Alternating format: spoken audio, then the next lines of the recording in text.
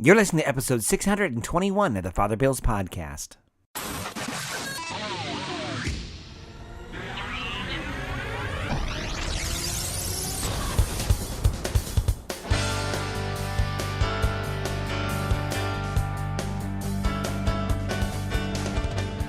Welcome back. Well, at the end of this podcast, I'm going to give an update on our church project. You know, possibly, that we are rebuilding a new church, and I'd like to give an update about that. But in the meantime, this is the homily entitled Demanding Consumer or Grateful Steward, given on the 29th Sunday in Ordinary Time, 2017.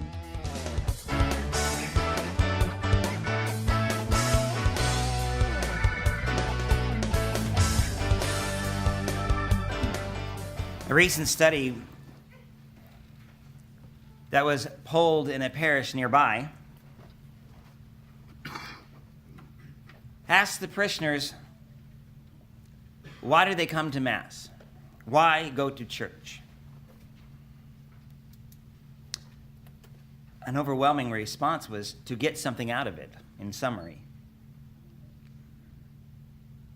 Now, certainly, I hope that you are all changed by Mass, and it feeds you and you do get something out of it. But when we look at the goal of Mass and the very essence of what it is to be church, we get a different answer. And it can be summarized in what is called the Great Commission at the end of Matthew 28, to be more specific, where Jesus says, "Go therefore and make disciples of all the nations, baptizing them in the name of the Father, and of the Son, and of the Holy Spirit." Furthermore, the very word Mass comes from the Latin last words of the Mass, right? Which basically says, go out on mission. The word Mass comes from the word mission. Isn't it strange that the poll has given to this parish that the parishioners coming to the church have a totally opposite vision of what church is? One says, what can I get out of it? The other one is saying, no, what are you putting into it and how are you sending it out? Well, I start to wonder and ask myself these questions. Why is it that we're there? Why is it that often that is a common response? By the way, it wasn't us that was polled, but we might as well just ask that same question to ourselves. I start to wonder, maybe somehow we've lost our missionary charism.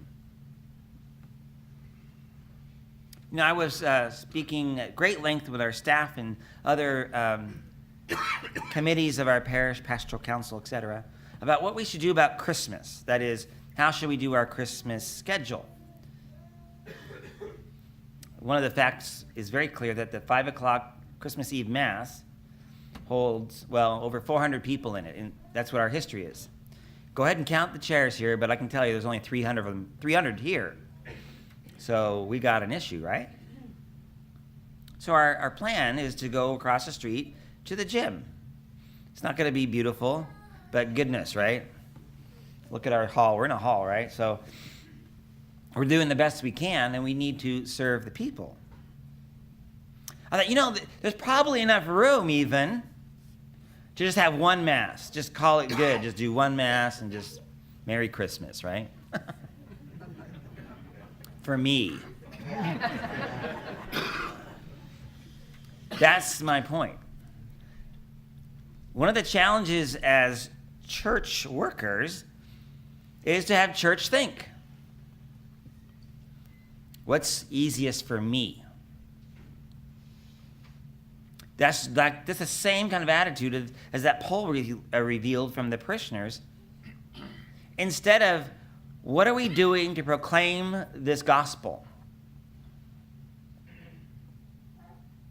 And I realized what we need to do is we need to expand our Mass schedule so that people that come periodically, or Christmas and Easter, or maybe yourselves when you have a special set of guests, you can't normally do your typical routine. We need to have multiple options for you so that you can come to Mass. We as church should not just sit in our laurels waiting for you to come to us. We need to go out to you and make it open wide the doors to Christ, as St. John Paul II said in the new millennium. So that's what we're going to do. We're going to keep our same Mass schedule. I want you to pray for us, though, because Christmas Eve lands on a Sunday. You want to do the math with me? Let's start with Saturday. There's Saturday evening Mass. There's 2 of them. Sunday morning, 2 more. Christmas Eve, 3 more. Christmas Day, 2 more. Ladies and gentlemen, that's 9 Masses.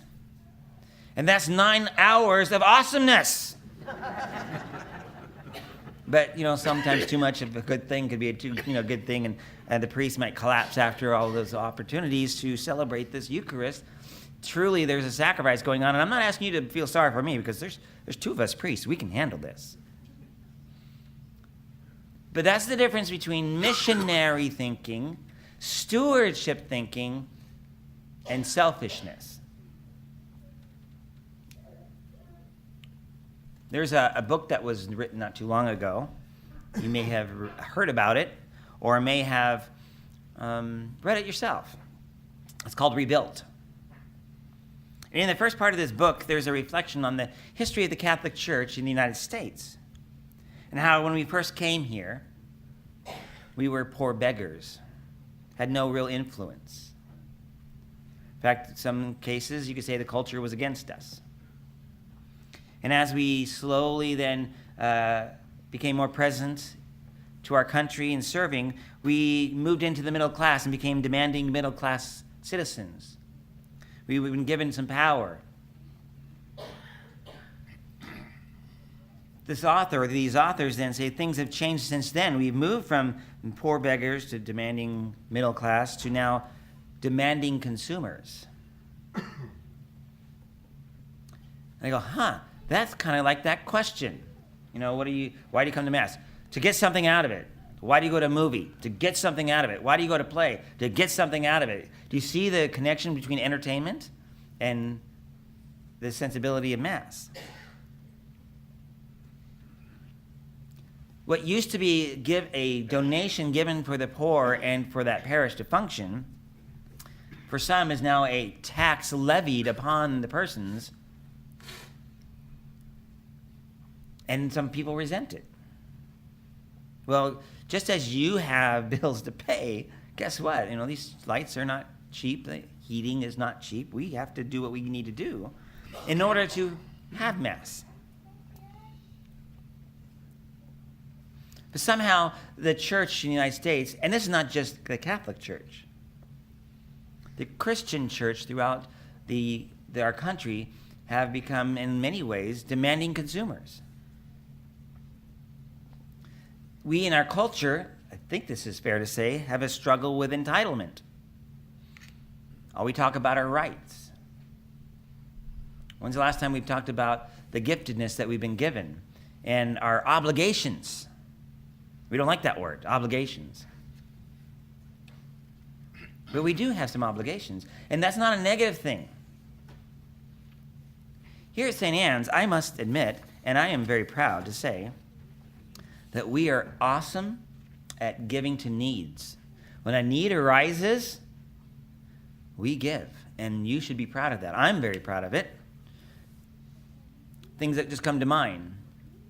Not too long ago, the Knights of Columbus gathered together, organized themselves, and asked us to help participate in giving money to buy an ultrasound machine. Well, was it 2 weeks, was it? So 2 weeks, $14,000, right? Something like that. That should blow the mind. And the Knights of Columbus National, they call it the Supreme, matched that gift. And I can tell you, lives have been saved because of that very gift. Big things. We needed a new church. We didn't believe we could do this. We said, well, let's just ask. And you gave. And we still need your giftedness, and it is amazing. We are well known at the archdiocese, let you know. They're asking us, how did you do it? And I'd like to come up with some fancy reason, right? He said, we just did what we were told to do. That's it. We hired a company that knows how to do this, and we asked. We had the courage, the guts to ask. It's scary to ask. Just like it's scary to share our faith. I start to wonder if we, as demanding consumers, don't want to bother somebody. I don't want to interrupt their day. If I ask them something, I might get them upset. We don't want to offend anybody. Just go ahead and read through the scriptures, the New Testament alone. And I don't hear St. Paul ever saying, I don't want to offend you or anything like that, but how many times have we said that ourselves, right? We're afraid. I don't know why we're afraid. Maybe it's because for some, we don't feel skilled at sharing the faith. Maybe we know deep in our hearts we ourselves struggle to live the faith. Maybe we bought into the whole separation of church and state thing, right? Don't talk church and politics, right? We've said that before. You know what the result of that has been? A godless country where the values are based on the whim of the people, not on the highest standard. And what does that do? It devalues humanity. I've heard this scripture, this gospel, just this last week, thrown right back at me to say I shouldn't be imposing my views on our culture. It was about abortion. I'm like, oh, really? You remember Germany back in the, World War II? We don't want to go back there. Human persons have value from their conception to natural death. And this is what we as Catholic Christians particularly promote as a value. Not because this is good for us, though it is. Not just because by exterminating our elderly, we lose our history. By killing off our children, we have no future. I mean, how many Einsteins have not been born, right? And I can tell you with absolute confidence the destruction that has occurred. The poor women, I feel so horrible, and the men. We, as Catholics, need to create a culture of life that will support them when they're in these situations. They feel like they have nowhere to go, and all that they get from the culture is just take care of it quickly. And so a child now has to pay the penalty of a bad mistake, possibly. But this is where our culture is. If we were stewards, you know that word steward? We've heard it, right? If we were stewards, it'd be different. What is a steward? A steward doesn't speak about entitlements. A steward does not talk about what are my rights. A steward has received and has encountered the risen Christ and is so moved with love and gratitude, not guilt, and they want to give. It's the next step beyond giving to a need. They need to give. They don't get caught up, and Jesus didn't get caught up in this gospel we hear. They were trying to trick him. It's not about just, keeping the civil, the stuff, keeping to Caesar what Caesar and to God what's God. Because here's the news flash. Remember, Jesus was trying to be duped. He's being challenged. The scriptures are clear. All is God's. Everything belongs to God. Though this is our struggle. Mine too. You work hard. And whatever it is you let's say your car or whatever it is, your house, or this is my house. I mean, you have pride in your work and there's a reasonableness to that. We need to go to the next step though. The sheer gratefulness of that which we have been given. Yes, we have participated. Some of you have incredible gifts, but they were originally given to you with that capacity by God himself through cooperation of your parents when you were conceived. All is gift then. I know we have a family in our midst whose house practically burned down. We think about people down in Santa Rosa, neighborhoods have been wiped out. Their orientation has been completely changed. I can tell you that this parish stepped up and has helped out in many cases, in lots of ways. When someone is having struggles, I didn't organize it, and this is the way it should be. Just you said there was a need, and you went for it. You made meals for people. Because it was hard for them. They had so many other things to deal with, insurance or whatever is going on. You have gone to the hospital without being asked. You have also gone to the nursing homes without being told. You see a need. But beyond that, I can tell you those individuals, especially, not just because there's a need that they go, but they know they need to give. So in the situation with Jesus, he's not going to be tripped up by the argument of secularity, or in the case of, by the way, the Pharisees and Herodians are enemies politically. Interesting that they get each other together to see, no matter how Jesus was going to respond, one of these groups was going to win, and he just kind of went right through it, did not bite the hook. The psalm today even speaks about that we are to be giving to God. I, as a priest, am so inspired when I just see that very sensibility of a steward. A steward is a person who's grateful for everything that has been given them, and they have a natural desire to give back. It's a love response. When you fell in love, I doubt that you were like, how can I calculate this out so that, right? Fill in the blank. But rather, mystically, from within, you wanted to give. That's awesome, meaning full of awe. And it inspires in others to do the same. This is what we're called to do, is go out into the world. We need to value the world. We need to place values into our world. Because if we don't do it, right, well, the secular culture does. And we get these situations where death is the okay thing to do. My brothers and sisters, being Catholic is being a steward of the great gifts that we've been given. And I want to encourage you to send that to prayer, to ask yourself, how are you or not a steward? And ask wherever you are a steward, Lord, thank you, Lord, and encourage that. This gifting of your time and talent is really important.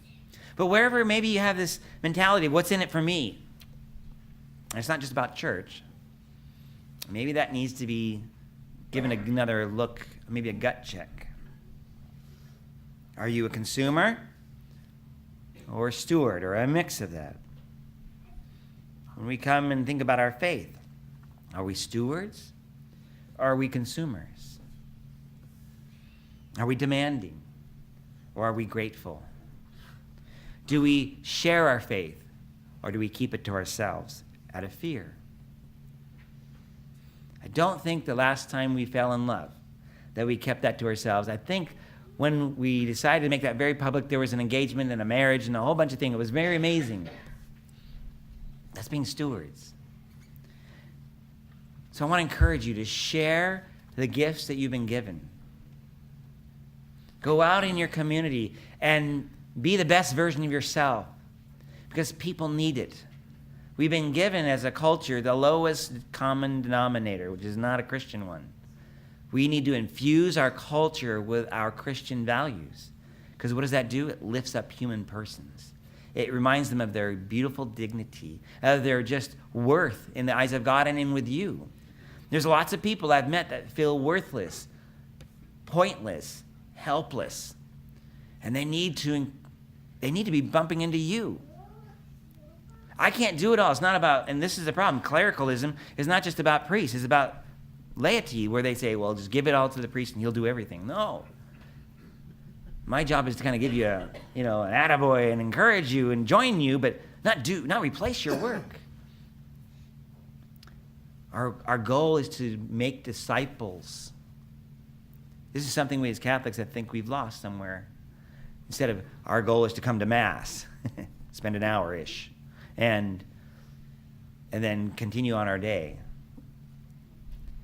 So may this Eucharist that we receive, a gift that was given by Jesus, who gave it all, nothing was held back, so that we may receive that gift. And when we receive that great gift, not by guilt, but by great gratitude, I want to encourage you, give yourself away. Give yourself homework this week. Ponder on these things and choose to give yourself away somewhere. It's not about it's not a cost that will diminish you. Trust me. I like the Beavers, right? I have my favorite hat. So I was at the nursing home, just Royal Gardens on Friday. I was wearing my cool, totally bright orange hat. Big beaver on there.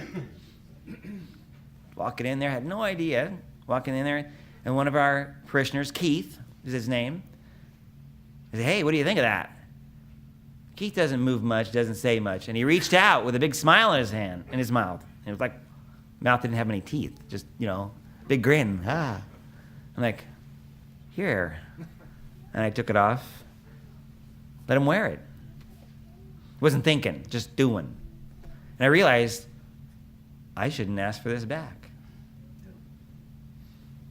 I'm not saying I'm great, because I had to die to something I wanted, something that was really small, but I realized something I liked.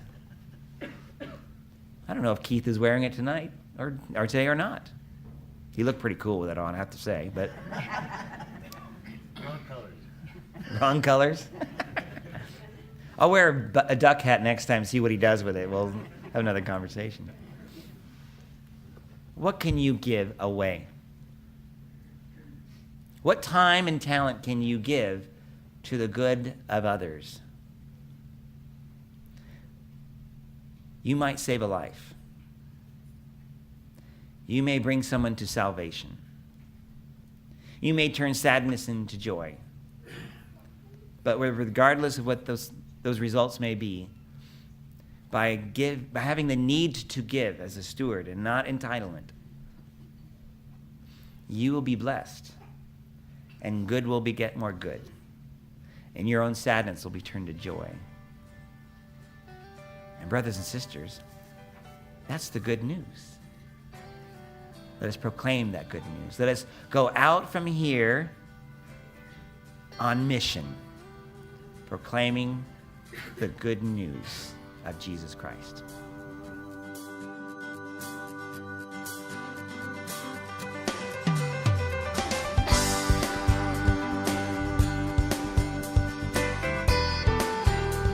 Thank you again for listening to this episode of the Father Bills Podcast.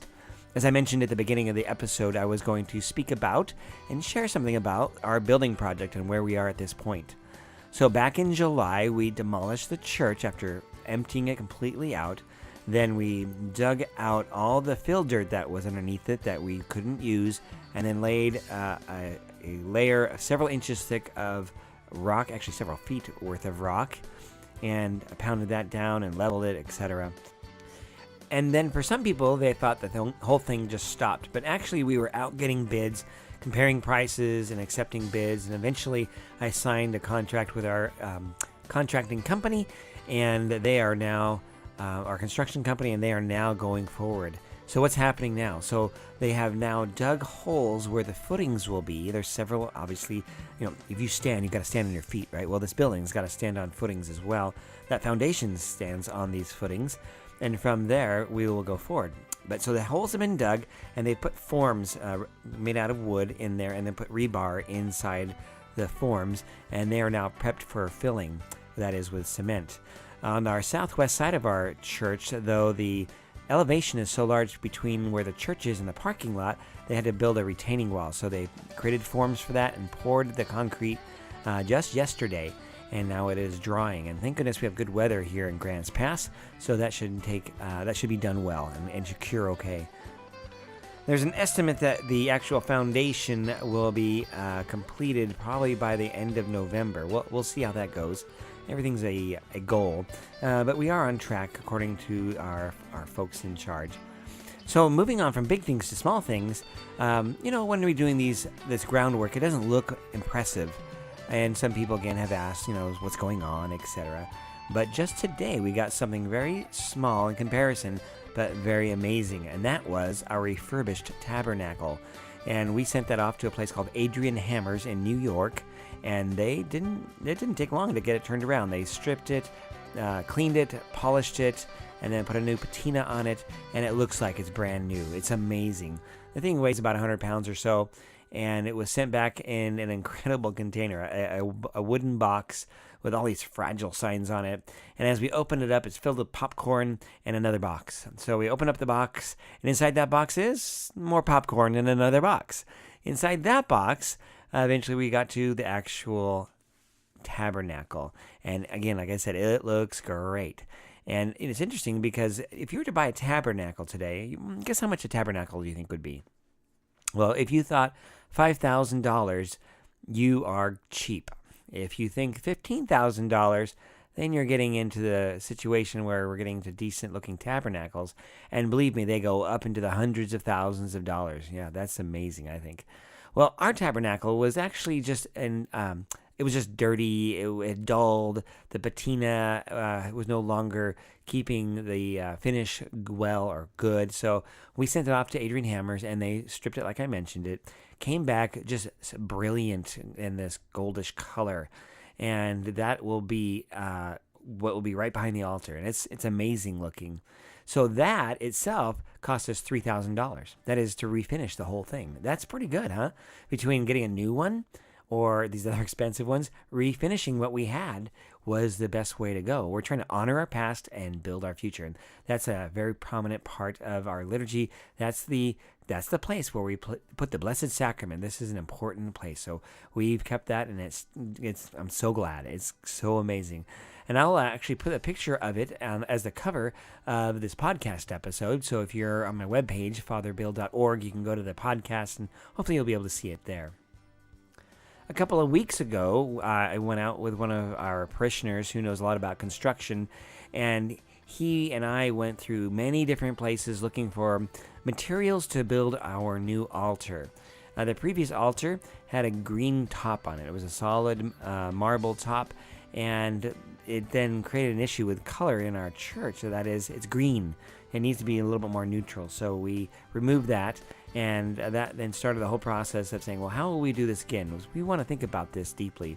And so that continues to have an evolution of what it'll look like. But we went off and investigated all kinds of materials. Marble, obviously. Porcelain, I've never thought of that. That was out there as an option.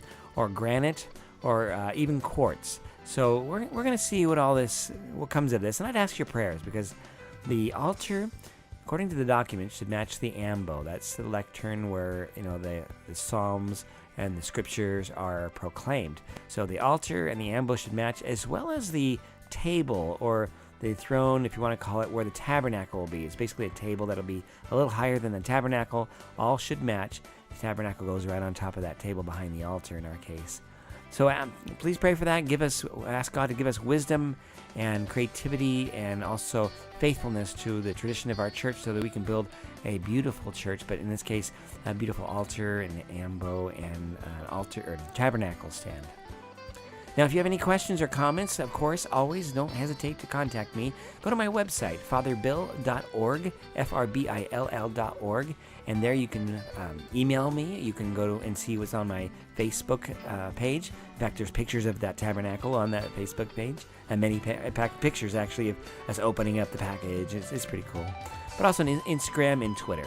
So those are lots of ways that you can connect with me, and don't hesitate to contact me, and I will certainly get back to you as soon as I can. And until next time, may God bless you, and have a great week. Bye-bye.